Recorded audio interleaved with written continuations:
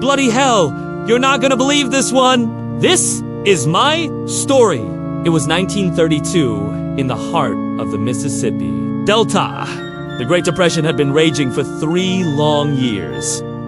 The effects were being felt across the country. People were losing their homes, their jobs. Families were torn apart as men left to seek work elsewhere. And the poor, forgotten rural communities were becoming desperate. Rumors began spreading of people turning to the most extreme measures just to survive. Stories that seemed too horrible to be true. Tales of blood, drinking, and cannibalism, even murder.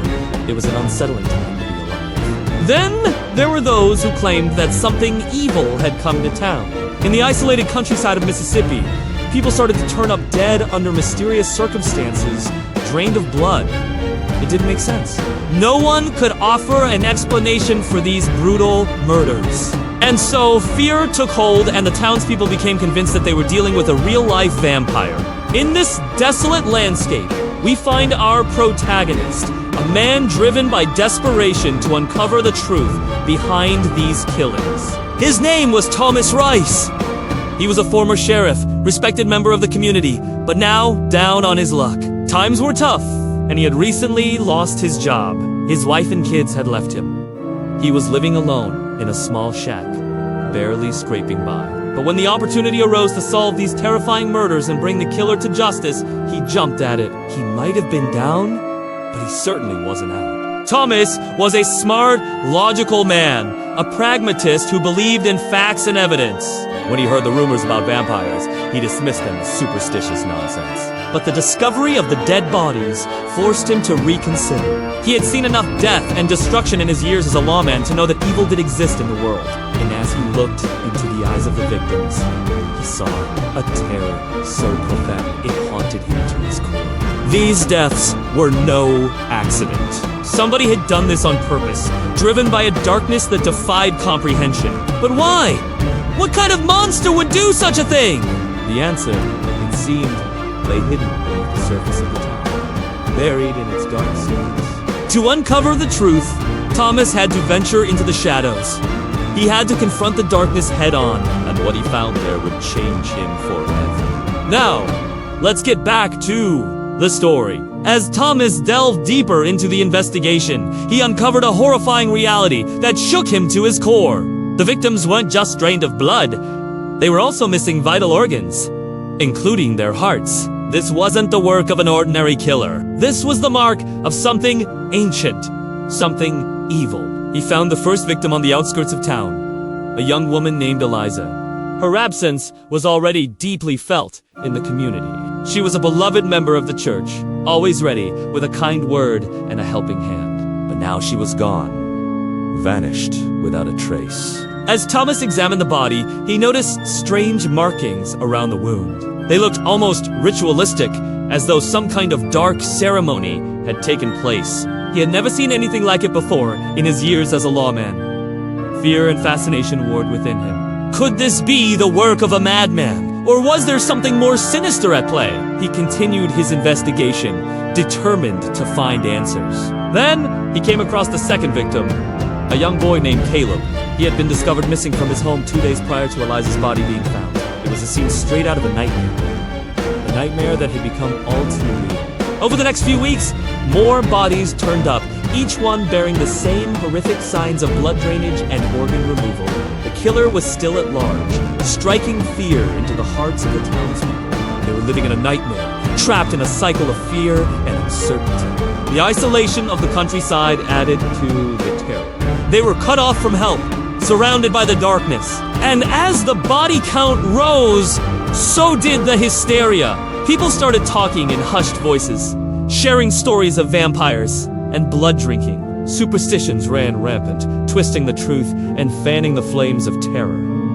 The line between reality and nightmare blurred. Now, while the townspeople were gripped by fear and superstition, Thomas remained steadfast in his determination to uncover the truth. He knew that there was a rational explanation for these killings, something rooted in reality rather than folklore. But as he dug deeper, he found himself confronted with a darkness that lurked in the human heart. His investigation led him to a secluded cabin deep in the woods. It was a place of shadows and secrets, where the trees seemed to close in and the air grew heavy with dread. But Thomas pressed on, driven by his need for answers. As he stepped closer, he heard a noise that made his blood run cold, a low growl that seemed to come from the depths of hell itself. Fear threatened to consume him, but he pushed it aside, determined to see it through. Then he saw it. Something emerged from the shadows, its eyes glowing like embers in the darkness. A low growl rumbled in its chest, echoing the primal fears that stirred within Thomas. It was a creature of nightmares, a wolf, but not just any wolf, a werewolf. And with this terrifying revelation, Thomas realized that he was in way over his head. He was facing something that defied logic, something that belonged in the realm of myth and legend, not in his world of reality.